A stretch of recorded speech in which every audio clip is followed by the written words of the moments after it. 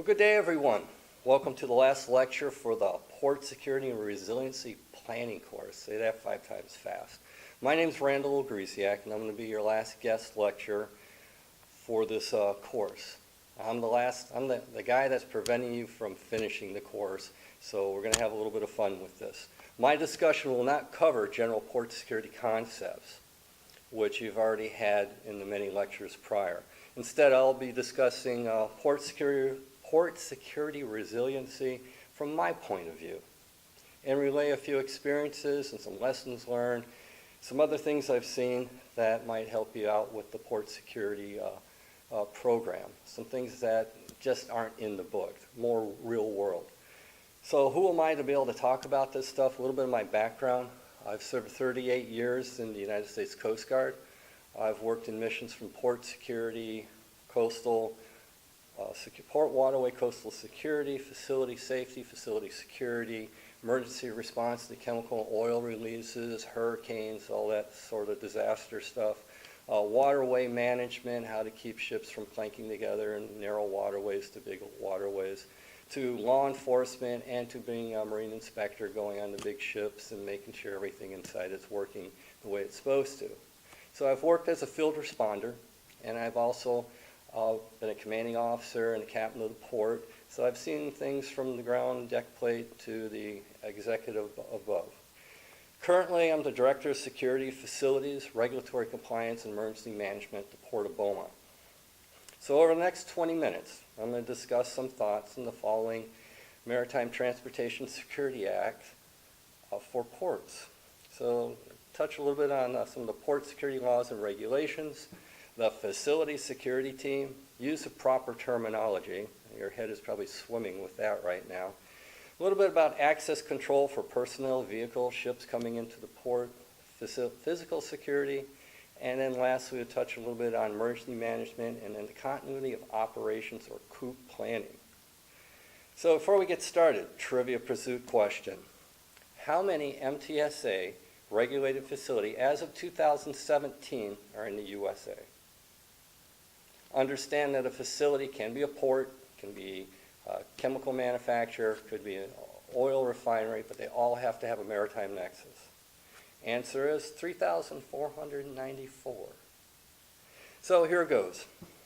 Probably the biggest thing you really need to tune into is know the port security laws and regulations which govern your port, whether it's in the United States or if it's international. You have to know that stuff. In the United States, you have the Maritime Transportation Security Act and the regulations in the Code of Federal Regulations. This is Title 33 of the Code of Federal Regulations. Part 105 is in here. Part 105 talks about maritime security for facilities. Then there's also the International Maritime Organization, and they came up with the International Ship and Port Facility Security Code. This is the pure code book. Get a book that explains the pure code in common English. It helps out a lot. Now, the difference between the two really aren't a whole lot. Back in 2002, the United States came up with the MTSA and the regulations that regulate the Maritime Transportation Security Act. And then IMO, the International Maritime Organization, said, boy, we need to do something like that. And the U.S. delegate said, well, take a look what we got. And they said, we'll just adopt that. And they did. So the international regulations pretty much mirror U.S. domestic regulations. So enough with that. So on regulations and all that, I've found some port facilities are not very educated on the regulations. They're supposed to be, but they're not. Or there's others that blatantly disregard the laws and the regulations, and that gets them in trouble. The top 6 Coast Guard 2017 enforcement action, things that ports weren't doing right, or facilities for security. One is security measures for access control. They just weren't doing those right. They weren't doing drills and exercises, which is required. The owner-operator has requirements on them.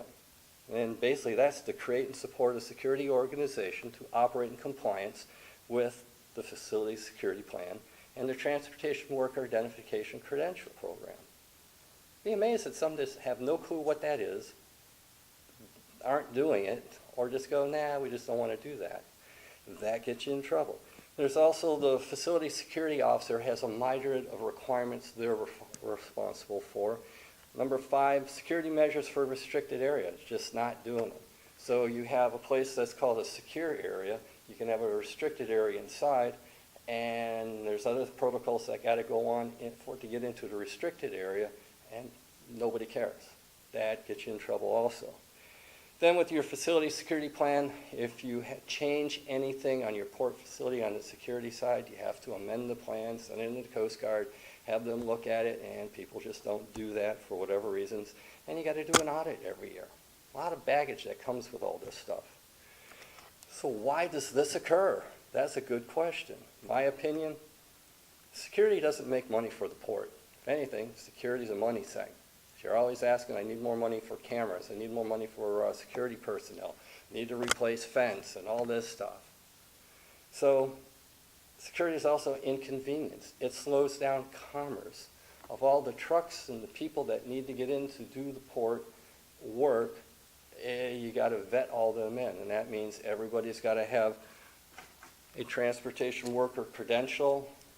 They need to be on the gate list to get in. That means, why are you here? What's your business in the port? So you got a TWIC card, so what? What are you coming in for? And a bunch of other stuff, and that's just got to occur. And that slows things down. Everybody's got to be looked at. Ships that come in, there's a whole protocol they have to go into. Just moving cargo off the ship to the dock or from the dock to the ship, customs enforcement is looking at what cargo's moving. Has everything manifested right? So there's a whole balance of security, safety, and moving in cargo and people that has to be in cohorts with each other. Some other things, security is usually understaffed because the executives don't understand the security side, and they're not putting a whole lot of money into it. It's underfunded most places, and untrained. There are hefty fines when the Coast Guard comes out, who regulates all the Maritime Transportation Security Act facilities. It's $25,000 per violation, and violations can skyrocket pretty fast.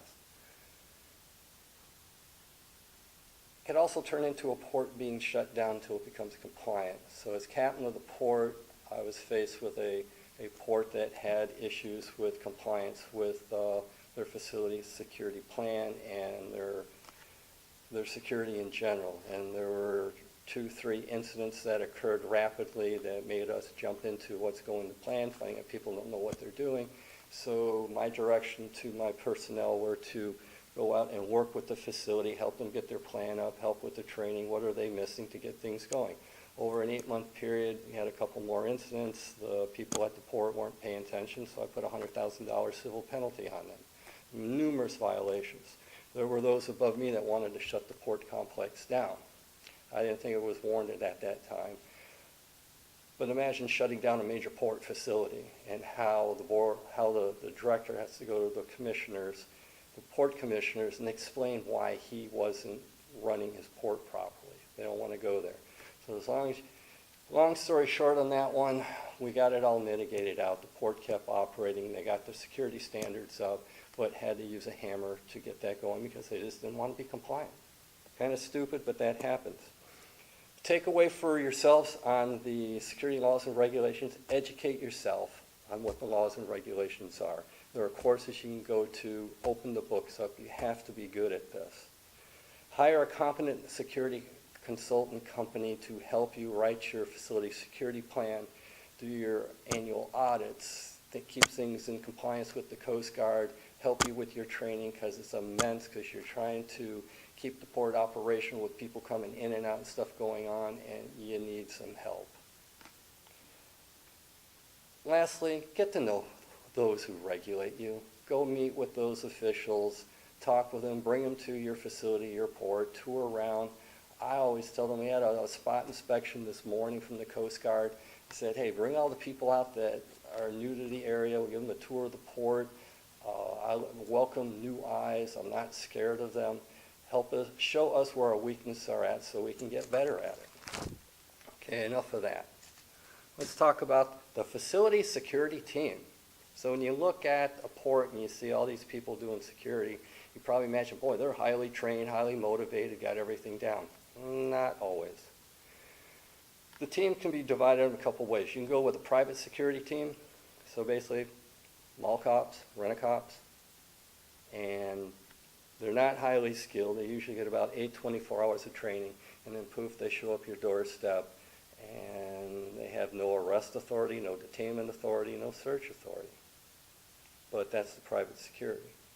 Or you can go another route. You can go Port Authority Police.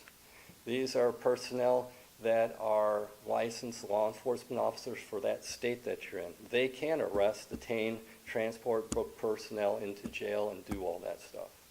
Or at the Port of Beaumont, we have both. I have a private security team that is at the gates for access control, and then Port Authority of Police that make patrols, and if there's any issues that the gate guards are having with people giving them attitude, or they find a false credential, or people just creating problems, they call the guy or gal with the badge and the gun to have a discussion of what's going on and de-escalate the situation, and let's get things moving forward. Whatever way you go with either private security or with law enforcement or hybrid, the bottom line is training all of them to what the requirements that they have to abide by for port security. The facility security officer is the person that's in charge of all the security part. They're ultimately responsible. And there's 21 elements that they have to have knowledge of and they're responsible for. Some of our laws and regulations, the facility security plan, the TWIC program, it's the Transportation Worker Identification Credential Program, annual audits, emergency preparedness, response planning, operations of security equipment systems, current security threats, drills, exercises. It'll make your head explode. If you're brand new to it, you have no clue to what this is about, and you get deemed poof, you're now the facility security officer. How well is that person going to be able to lead his or her team? Next tier down, you have what's called personnel with security duties. This is the gate guards and roving patrols, whether it's private security and or police officers. They have specific things that they're responsible for according to the Maritime Transportation Security Act. There's 14 elements that they need to have knowledge on. Detect dangerous substance devices, crowd control, management, communications. They actually operate the security equipment and systems, and they know how to do that. Screening of personnel and baggages or searches. Is there a difference between the two? You need to know how that works. Then you have all others. You got the facility security officer, you got those with security duties, and you got the rest of the port team, and then you got the stevedores, people that load ships, offload ships, the union people. You might have tenants on your port. All those need to have basically security awareness training. It's immense, because you can't just call a timeout at the port, gather everybody together, and do an hour of training. You have to do that hour of training about 6 times over a couple months just to get one facet of it done. So you have to have a pretty immense training program. There's a lot to this. It's not a simple program. In training follow-up, okay, are your security personnel following the written procedures you have in place? How do you know? You just assume? You got to go out there and see what's going on. Conduct some drills and exercises. And the drill is a 10-minute thing. So I or some other people that work with me will go to an access point and they'll pull out and they'll say, we want to get in. And they will observe what the guard is doing and all that. The guard doesn't know it's a drill. And then if we find that, say, we have 6 points we want them to look at on a transportation worker identification credential, they're only hitting 5. We note that down. We don't bash the guard, but we hold training for everybody that just to reinforce, here's what we want you to look for. And when you reinforce it and you have it written down, everybody's happy because they know what's expected of them. And it just makes everything work well. And then we have the Coast Guard come in like they did this morning, do a spot check on one of our access points. The write-ups was, hey, everything was great. And I got to go back and praise those guys and gals for doing the right thing. Moving on. Proper terminology. Your head's about to explode with all that right now, right? Secure area, restricted area, secure restricted area, and if you try and read what the definitions of those are in the Code of Federal Regulations, it'll make no sense. You gotta have it explained to you. What's TWIC or MARSEC level 1, 2, 3, FSP, Facility Security Plan, Facility Security Assessment, Audit. What's the difference? Are they the same? Are they not? Declaration of security, breach of security, suspicious activity. What's all that about? You need to understand the terminology, speak with it credibly, because when you're speaking to regulators or other people in the port security world, when you're not using them correctly, it degrades your credibility. And they go, you have no clue what you're talking about. Personnel vehicle access control. So how's all that work? How do you allow people in and out? Well, this person shows up to the gate and they got their TWIC card, Transportation Worker Identification Credential. You look at that and they say, okay, good, do you let them in? No. What's their business here? Do they have business at the port? Are they on the access list to get in, called a gate list, which is provided to security every day by operations? If you're not on the list, you don't get in. You go cry to operations to somebody to figure this out. Works here pretty well. We have very little of that going on. And those people that aren't on the list were not on the list for a reason, because they're trying to sneak in to try and sell something to somebody in the port that's working and don't need them there. We also require here at the Port of Beaumont, if you're driving, show your driver's license. Be surprised how many people are driving long-haul trucks with expired driver's license, no driver's license, no insurance. We ask you, can you show us proof of insurance? I like going to the Department of Motor Vehicles.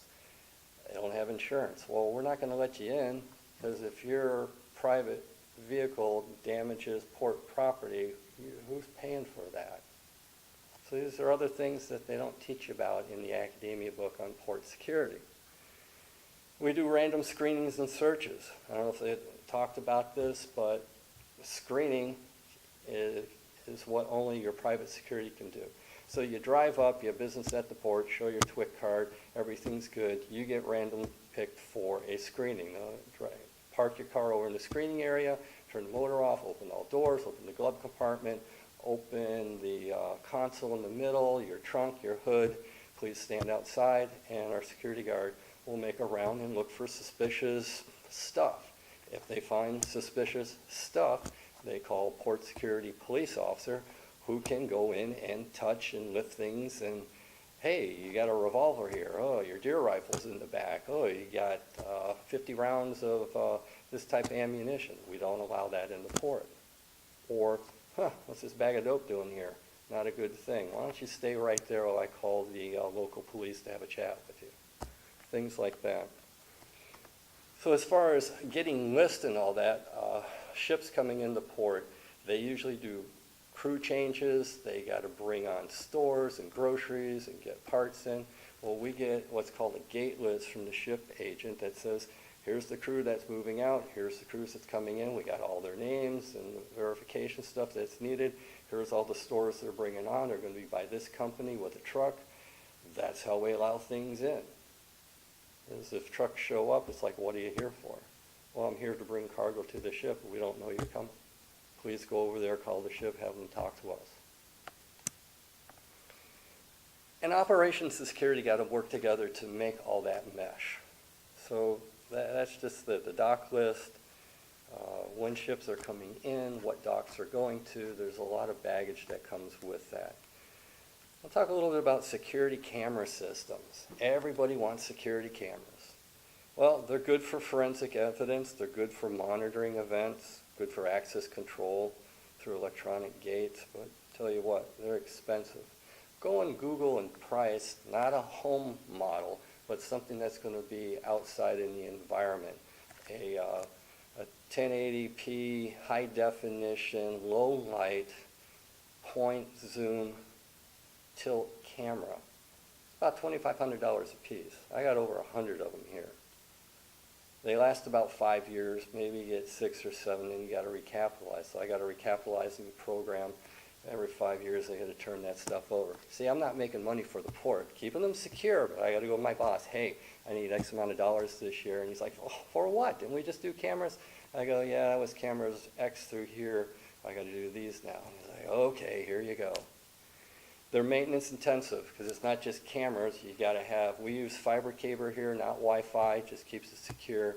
That goes to a server that has massive memory because we store all the video for 3-4 months before it turns over for forensic evidence if stuff comes up.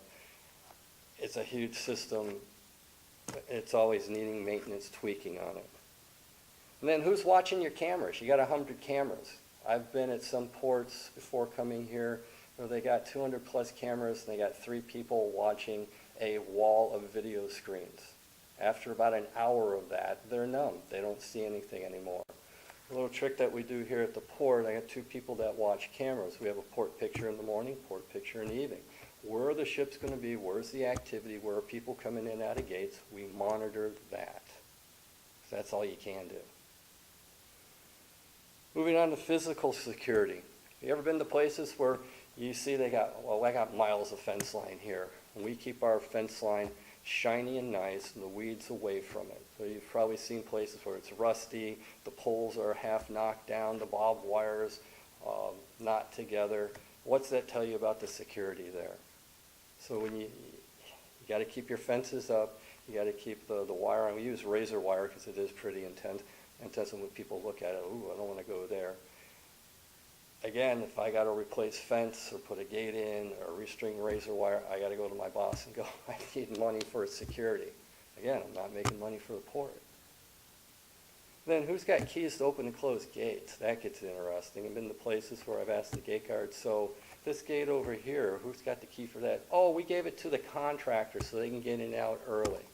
So really, let me get this straight. You gave the keys to the contractor. You don't know when they're coming in and out of a secure restricted area, and that's okay. No, it isn't. It's a violation.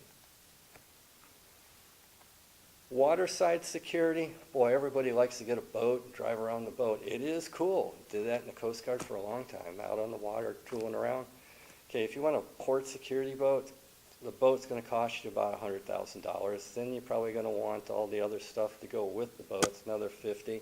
Hey, you need a trailer? You got to put it in and out. Oh, that's another $40,000. You got a $200,000 boat and you haven't even splashed it in the water yet. Now you need somebody to run it. You just point to whoever and they jump in the boat, go full throttle with twin 225s in the back. Your boat's going to go like this and over, kill, and sink. You have to have people that are trained to drive the boat, to crew the boat. Then you also need to have a maintenance guy because boats with outboard, inboards all need maintenance on it. And then most importantly is, what is the authority? Do you own the water that's in your basin? Do you have the right to tell people they can't be in there and fish there and to make them leave? That you need to look into with the state that you're in. So had a liquefied natural gas facility that's on a channel, a federal channel, and they made a little cut inside, dredged out, and put their facility up so the ships would come in there. The captain of the port, and we authorized a security zone for when the ship was in. And the public knew not to come fishing there because it was a great fishing hole. When the ship would go out, the security zone went away, you could come in to fish. The facility did not like that. They're like, we want you to make it a 24/7 security zone. It's like, no, the risk isn't there, don't need it. Well, we don't want the people there. I said, have you thought about leasing the bottom from the state? Like, no, tell me more about this. In the state of Texas, you can lease the bottom of the water. If you get the lease for it, then you can legally say people are trespassing and make them go out. So they went and did that, and now they keep the fishermen out. They're not happy with that, but that's another option you can do. Know the authority of what you can do. You can't splash a boat in the water, put a private security guard in there that's trained to drive it, and then go chase people out. You have no legal authority to do so. So know what your authority is. Landside security, kind of the same thing, is you can push authority for the port on port property only. Even our police officers, their jurisdictional authority is port property. We have 350 acres of it. But we also have a good relationship with local law enforcement here, whether it be the Sheriff's Department or Beaumont Police Department. Let's jump into getting to the end here. Stay with me. Emergency management policy procedures. So what written policy procedures does your port have where you're at? Do you have any, or is it just word of mouth? When I came here at Beaumont, I asked, hey, show me your hurricane plan. I got one piece of paper that said basically run away. So built a whole plan of how we would do that. So you need to have plans that say about bomb threats. So if a bomb threat comes in, you're going to shut the whole complex down, evacuate everybody? Maybe, maybe not. How about you get a suspicious package inside the port? What are you going to do with that? Go over and kick it? Go see what's in it? If you can't validate, who owns it? Severe weather hurricane plan, fire explosion, medical emergency, active shooter. You got to have plans, emergency plans of what you're going to do and train everybody to that. Then you got to look at, besides your port people, are your contractors and personnel trained in these policies, procedures. Here at the Port of Beaumont, we have 5 or 6 contractors that are tenants on here that do work for us. And then herding them all together to get in procedures is a feat, but it's got to be done. But I've found emergency management policy procedures to be lacking at many port facilities.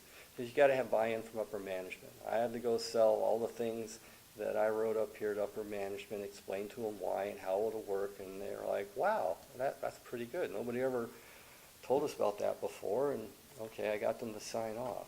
Yeah, you're selling them stuff, so you got to be a politician that way a little bit too. So you must have robust written policies, procedures, and I have what's called quick response guides. If you got to read a thick plan when the event's happening, you're doomed for failure.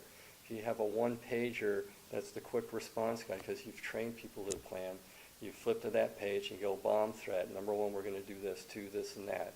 And it's a one-pager that we know how to do the things in between. And it works well, but you got to take the time to educate people of how the plan works. And not just at your port facility, but also going with the outside resources, the FBI, the Joint Terrorism Task Force, get to know Beaumont Police Department, who's going to show up and help you from there, to the Sheriff's County, to the bomb technicians, to who's got the bomb dog here, to who's going to be flying the UAV over whatever suspicious package or whatever it is to try and figure out is this thing safe or not, to validate it as if it's explosive or not. You got to work with all the outside people along with the inside people to make the whole package work. So that comes down having a good working relationship with everybody around you. Continuity of operation planning. So what's the difference between an emergency plan and a CAPT plan, or your continuity of operation plan? The emergency plan is a short-term response plan. So you have a fire, you have a quick response guide, boom, call the fire department, get people out of the way, fire's out, go back into recovery. It really didn't hamper port operations, boom, you're back in operations there. Well, let's say you have a major fire at a ship at a dock and the ship sinks and all that. Okay, what is your plan now for continuity of operations to keep the port, having ships come in and all that work? We're getting your salver there. How are we going to do workarounds? How is this all going to work? Your administrative building where you have your server, IT office and all the electronics there. What if that were to burn down? How does that hamper operations? So if our admin building were to burn down, we have sites that we can go to. We have IT support that's coming in that will be up and running in 24 hours. But you have to have a plan. You got to look ahead. What are all your risks? Identify those out, sit down with your port people and come up with a plan of how you're going to do this stuff and get buy-in from the top and tell them, well, we're not going to be able to operate. You're going to lose revenue, lose customers. And they're like, we don't want that. It's like, well, here's a plan how we can keep going. They like that. So they sign off and we move on. So your CAPT plan identifies mission-critical functions, internal communication methods, ultimate command and control locations. It's that simple. I wish it were just that simple. It's writing the whole plan, putting together for multiple risks that could impact your operations. Then there's things you can control for disasters that happen at a port. You have a fire, you can mitigate that. You have a bomb threat, you can mitigate that. A hurricane comes through, it takes some things you have no control over, and this is for all ports. Open federal waterway and ship channel. If there's a problem on the ship channel where a ship sinks, there's oil pollution or something going on there, and the captain of the port shuts it down, it just impacted your commerce. You have no control over that. Harbor pilot tug availability. This port complex here in southeast Texas has enormous growth going on. In 5 years, the Speeding Pilots Association are already planning and bringing on trainees for the amount of ships that will be coming in. The harbor tug people are buying more harbor tugs, and more companies are coming in to handle all the commerce that will be going on. But if you don't have pilots to bring ships in, you don't have enough harbor tugs that got to be help to control the ships coming in, and we're 56 miles from the Gulf, we'd be out of luck there. You have a little bit of control. Again, it's relationships. Talk to the Speeding pilots, and we do, to say, hey, we really need a ship here for this going on. They might be able to move some things around. Under clearance at your docks. Federal waterways are mandated to be dredged to a certain depth by the federal government. The docks that you own and the waters in there that are in the federal waterway, that's up to you to dredge those. Those go up to $1 million to have a dredge company come in and just suck dirt out and put it elsewhere. But you have to do that. So we have a periodic maintenance program with our contract engineers that are looking at our docks and seeing when things might show up, and quarterly or semi-annually we have to dredge those out, because if you don't dredge out, it shows up, ships aren't going to come in, or if they do and touch bottom, the Coast Guard's not happy because they grounded, and it's just not a good event. You have somewhat control over that, but it's one of those things you got to plan for. Operational railroads. We have 3 major railroads that service us here, bringing cargo in, taking cargo out. If the railroads go down for some reason, we have no control over that, and that hurts a port, not only us, but other people. Open roadways, truckers bringing stuff in, truckers staying stuff out. Hurricane Harvey hampered that with the flooding of the roads and all that. It knocked things down for a while. Not a whole lot of control over that. It's frustrating, but that's the reality of it. With workers, you can have illness epidemics. Everybody's sick. They can't come in. Not good. Don't have a lot of control over that. Labor shortage. With all the commerce going on, the labor pool can handle things right now, but we're already talking with the labor unions for stevedoring of, hey, you need to bring more people in because we're getting more business through this whole port complex area. You can have union disputes. I don't know if years ago over in the Los Angeles area, they have a huge container port. The union said, we're going on strike, and stuff sat offshore and in port, container-wise, for months. Produce spoiled, and it was a loss of billions of dollars because the labor unions and who they wanted better pay from just couldn't work things out. You have very little control over that. So look at the things you have control on, write your emergency plans for those, write your COOP plans for those, and have good outreach to the labor unions, to the railroads, to the truckers, the Department of Transportation, the state of Texas, and all that of what are workarounds. So a key to a port's resiliency is to have good written policies, procedures, emergency plans, your COOP plans. Train your port personnel to these policies, procedures, and plan. This equates to whenever you have an emergency, you get proper notification of an incident, response to the incident properly, and then you recover from it and move on. Hopefully this was somewhat entertaining and enlightening for you. Good luck on your careers. Thank you.